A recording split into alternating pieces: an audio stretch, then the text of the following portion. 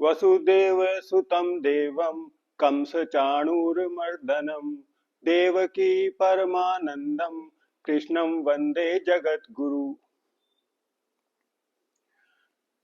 सभी को प्रणाम। आज हम चर्चा करेंगे मित्रता के ऊपर। हमारे पुराणों में मित्रता के दो प्रसंग प्रसिद्ध हैं। एक भगवान कृष्ण और सुदामा का, और एक महाभारत में आचार्य द्रोण और राजा द्रुपद का। तो पहले चर्चा करेंगे भगवान कृष्ण और सुदामा के विषय में। सुदामा जो एक निर्धन ब्राह्मण था, भगवान का सखा था। वो ब्रह्मज्ञानी था, वो जितेंद्रिय था, उसका चित्त शुद्ध था। वो निर्धन था, लेकिन उसकी विषयों में आसक्ति नहीं थी, विषयों में आसक्त नहीं था वो। और जो भी उसको प्रारब्ध से मिलता था, जो भी उसको मिला था, उससे वो संतुष्ट था। उसको जीवन से कोई शिकायत नहीं थी। एक दिन उसकी पत्नी भूख से कांपती हुई, उसी की तरह फटे पुराने कपड़ों में, उससे आके बोली कि आप भगवान कृष्ण के सखा हो, और भगवान कृष्ण इस समय द्वारका के राजा हैं। तो अगर आप उनके पास जाओ और उनसे प्रार्थना करो, आप एक कुटुंबी हो, परिवार वाले हो, हमारे पास तो खाने के लिए अन्न भी नहीं है, और अगर वो हमें कुछ धन दे दें जिससे हमारा गुजारा हो जाए, तो आप उनके पास जाके ये प्रार्थना करो। तो इस पर सुदामा जी ने विचार किया। उन्होंने सोचा, धन की तो चलो कोई बात नहीं, भगवान के दर्शन ही हो जाएंगे। तो उन्होंने अपनी पत्नी से कहा कि मैं अपने मित्र से मिलने जा रहा हूं, उनको देने के लिए कोई भेंट है घर में? तो वो जो ब्राह्मणी थी, वो साथ के ब्राह्मण परिवार से 4 मुट्ठी चीवड़ा लेके आई, और उसको एक फटे पुराने कपड़े चीथड़े में बांध के सुदामा को दे दिया। सुदामा भगवान से मिलने चल पड़े।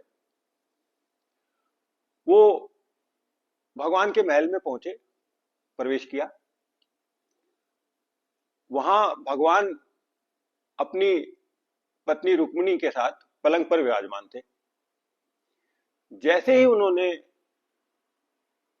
ब्राह्मण को देखा, सुदामा को देखा, वो दौड़ कर आए और उन्हें अपने भुजा पाश में जकड़ लिया, और ब्राह्मण के अंगों का अनुभव करके वो आनंदित हो रहे थे। उनके आंखों से प्रेम के आंसू बह रहे थे। भगवान की आंखों में प्रेम के आंसू आ गए थे अपने पुराने मित्र से मिलने के बाद। इसके बाद उन्होंने खुद पवित्रता की मूर्ति होते हुए भी सुदामा के जल से पांव पखारे, और उसका जो जल था, जो पांव पखारने के बाद जो जल बचा, उसको अपने सिर पर धारण किया।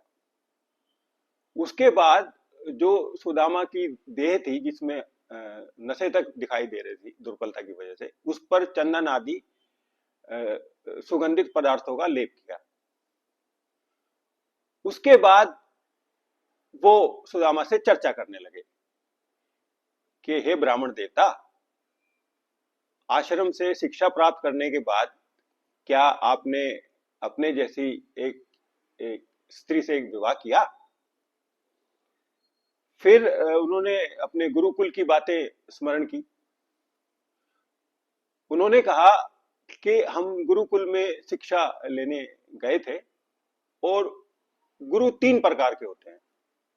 भगवान ने 3 गुरु बताए हैं मानव जाति के लिए। एक तो जन्म देने वाला पिता, प्रथम गुरु है। दूसरा गुरु है जो उपनयन संस्कार, जनेऊ संस्कार करके हमें सत्कर्म के विषय में बताता है कि ये सत्कर्म है, ये आपको जीवन में करने हैं। वो दूसरा गुरु है।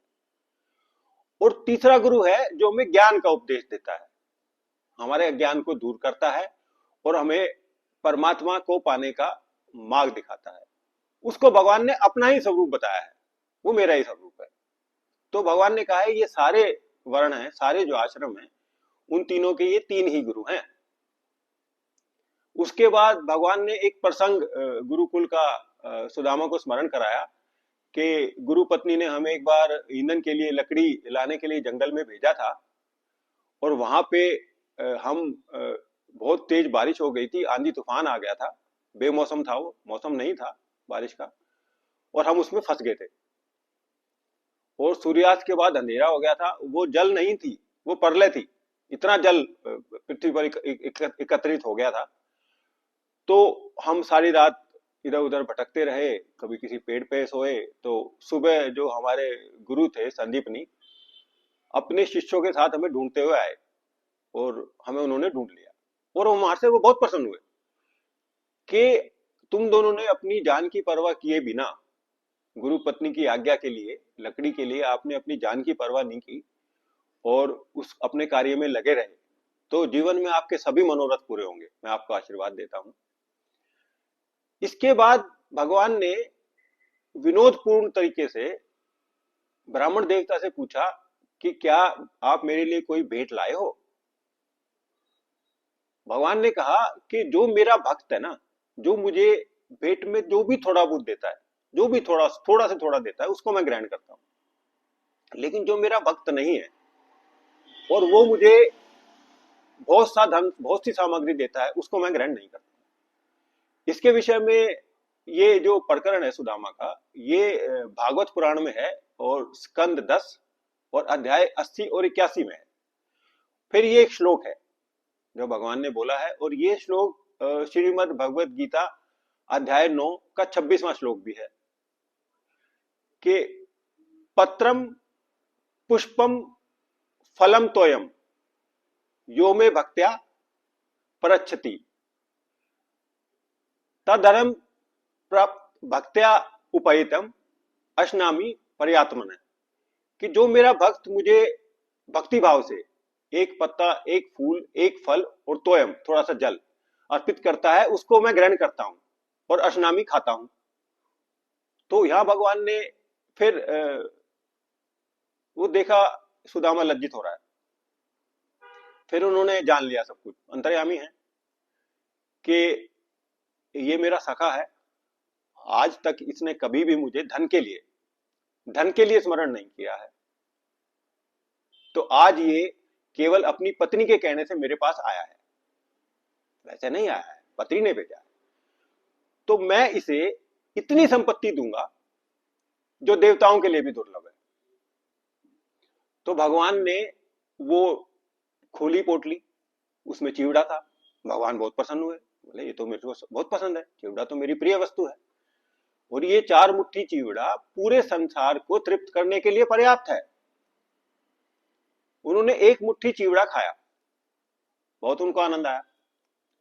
जब वो दूसरी मुट्ठी चिवड़ा खाने लगे तो रुक्मिणी मां ने उनका हाथ पकड़ लिया कि ये 1 मुट्ठी चिवड़ा पूरे संसार के लिए और मनुष्यों के लिए, इस लोक में और परलोक में जितने भी सुख संपत्ति है उसके लिए पर्याप्त है, आप और रहने दो।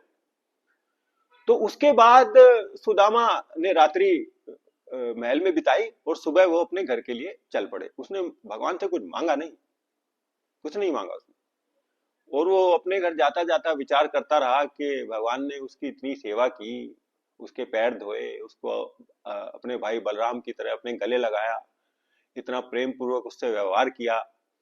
और वो जब अपने घर पहुंचा तो वहां एक बहुत ही सुंदर महल था, वहां सुंदर बाग बगीचे थे, सुंदर स्त्रियां और पुरुष वहां विचरण कर रहे थे। तो फिर गाजे बाजे से उसका स्वागत हुआ।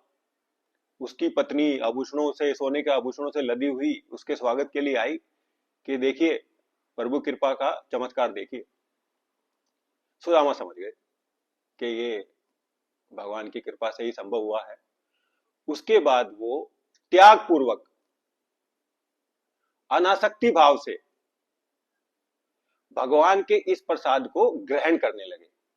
देखिए बहुत महत्वपूर्ण है, त्याग पूर्वक अनासक्ति भाव से भगवान के प्रसाद को ग्रहण करने लगे और दिन प्रतिदिन उनकी उनके लिए भक्ति बढ़ती गई।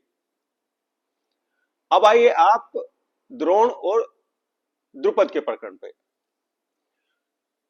जो द्रुपद के पिता थे महाराज पृषत, वो भरद्वाज ऋषि के मित्र थे और द्रोण जो है भरद्वाज के पुत्र थे। वो अपने आश्रम में अपने पुत्र को और शिष्यों को पढ़ाते थे।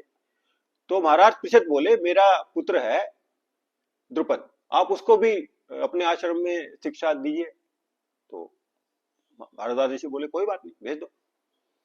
तो वहां पे द्रुपद और द्रोण भरद्वाज ऋषि से शिक्षा लेने लगे। उनमें मित्रता होगी, साथ खेलते थे, साथ अध्ययन करते थे, मित्रता होगी। फिर वो बड़े हुए, द्रुपद अपने पिता की जगह राजा बन गए और जो द्रोण थे वो अपना तप, उन्होंने अध्ययन अपना जारी रखा। फिर उन्होंने विवाह किया, कृपाचार्य की बहन कृपि से उनका विवाह हुआ। फिर उनको पुत्र उत्पन्न हुआ अश्वत्थामा। अश्वत्थामा का जो नाम रखा गया, वो जब पैदा हुआ था, जब पैदा होते वक्त वो घोड़े की तरह आवाज निकाल रहा था, तो देवताओं ने उसका नाम अश्वत्थामा रख दिया था। तो एक दिन भगवान परशुराम अपनी धन संपत्ति दान कर रहे थे ब्राह्मणों को। द्रोण ने सुना, वो वहां गए, अपना परिचय दिया कि मैं भरद्वाज ऋषि का अयोनी पुत्र हूं, वो योनि से उत्पन्न नहीं हुए थे, तो मुझे ऐसा धन दीजिए जो कभी समाप्ति ना हो। तो परशुराम बोले कि धन तो मैंने सब ब्राह्मणों को दान कर दिया, धन तो बचा नहीं है, और जो पृथ्वी है जो मैंने क्षत्रियों से जीती थी वो मैंने महर्षि कश्यप को दान कर दी है, अब मेरे पास कुछ नहीं बचा है। ये मेरा शरीर है और शरीर के अलावा जो मेरे पास अस्त्र शस्त्र हैं, उनकी शिक्षा है, उनकी विद्या है, जो आप चाहिए आप ले लो। तो द्रोण ने वो अस्त्र शस्त्र की शिक्षा ले ली और उसके बाद वो अपने दोस्त, अपने मित्र पांचाल नरेश द्रुपद से मिलने उसके दरबार में चले गए और दरबार में जाके बोले कि हे द्रुपद, मैं तुम्हारा मित्र हूं, तुमने मुझे पहचाना। अब द्रुपद द्रोण की इस बात को सुनकर आग बबूला हो गए, क्रोध से उनका मुंह लाल हो गया। उन्होंने कहा तेरे जैसा श्रीहीन शब्द यूज किया उन्होंने, तेरे जैसा श्रीहीन ब्राह्मण, निर्धन ब्राह्मण मेरे जैसे राजा का मित्र कैसे हो सकता है? तेरी बुद्धि संस्कारहीन है, अपरिपक्व है, इसलिए ऐसा सोचता है। ऐसा है नहीं, क्योंकि जो जब हम आश्रम में मित्र थे, हमारी सामर्थ्य समान थी, हमें एक दूसरे का स्वार्थ था, अध्ययन में, खेलने कूदने में हम एक दूसरे के स्वार्थ की वजह से मित्र थे। और समय के साथ साथ मित्रता क्षीण हो जाती है। समय और क्रोध मित्रता को समाप्त कर देता है, दोनों चीजें मित्रता को समाप्त कर देती हैं। और धनवान निर्धन का, विद्वान मूर्ख का और शूरवीर कायर का कभी भी मित्र नहीं हो सकते हैं, कभी नहीं हो सकते हैं। फिर उसने कहा कि जिनका विद्या और धन समान होता है, उन्हीं में ही विवाह और मित्रता की जाती है, निर्धन और धनवान में नहीं। राजा का मित्र राजा ही होता है। अब ये बात सुन के द्रोण बहुत लज्जित हुए। वो दो घड़ी सोचते रहे, विचार करते रहे और यहां से सीधा हस्तिनापुर गए। हस्तिनापुर जाके वो कौरवों और पांडवों के गुरु बने, उनको अस्त्र और शस्त्र की शिक्षा देने लगे। जब वो पूर्ण हुई तो उन्होंने गुरु दक्षिणा में राजा द्रुपद का राज्य मांगा कि मुझे राजा द्रुपद का राज्य लाके दो। तो अर्जुन ने द्रुपद को परास्त कर दिया। फिर द्रुपद को बंदी बना के वो द्रोण के सामने लाए। फिर द्रोण ने द्रुपद से कहा हंसते हुए, अब तेरा राज्य नहीं रहा है, तेरी राजधानी मिट्टी में मिल गई है, लेकिन मैं एक क्षमाशील ब्राह्मण हूं, ब्राह्मण क्षमा करता है, ये ब्राह्मण का गुण है, मैं तुझे क्षमा करता हूं। और अब तू राजा नहीं है, लेकिन तूने कहा था राजा का मित्र राजा होता है, तो मैं तुझे आधा राज्य देता हूं ताकि तू मेरे समान हो जाए। ठीक है ना? गंगा के दक्षिण का राज्य तेरा और गंगा के उत्तर का राज्य मेरा, और हम दोनों अब समान हो गए। अब मैं तुझे अपनी मित्रता का एक ऑफर देता हूं कि क्या तू मेरा मित्र बनना चाहेगा? अब द्रुपद बंदी बना हुआ था, क्या कहता? बोला, आप जैसे महात्मा पराक्रमी का मित्र कौन नहीं होना चाहेगा, मैं आपकी मित्रता स्वीकार करता हूं। लेकिन द्रुपद प्रतिशोध की ज्वाला में जल रहे थे। उनको यज्ञ सेन भी कहा जाता है, वो यज्ञ बहुत करा किया करते थे। तो उन्होंने यज्ञ किया केवल और केवल ऐसी संतान की प्राप्ति के लिए जिससे मैं द्रोण का वध कर सकूं। तो उस यज्ञ की अग्नि से द्रौपदी और धृष्टद्युम्न उत्पन्न हुए। उन्होंने द्रौपदी की शादी अर्जुन से करनी थी। अब लाक्षागृह की वजह से पांडवों को अता पता नहीं था, तो उन्होंने स्वयंवर में ऐसी प्रतियोगिता रखी जिसको केवल अर्जुन ही जीत सकता था। वो पानी में देख के मछली की आंख में जो तीर मारना था वो अर्जुन ही कर सकते थे। तो वो अर्जुन ने वो प्रतियोगिता जीती, द्रौपदी से विवाह किया और द्रुपद पांडवों के संबंधी बन गए। उसके बाद जो कुरुक्षेत्र का युद्ध हुआ, महाभारत का युद्ध हुआ, उसमें द्रुपद पांडवों की तरफ से युद्ध किया उन्होंने। उनका जो पुत्र था धृष्टद्युम्न, वो पांडवों का सेनापति था।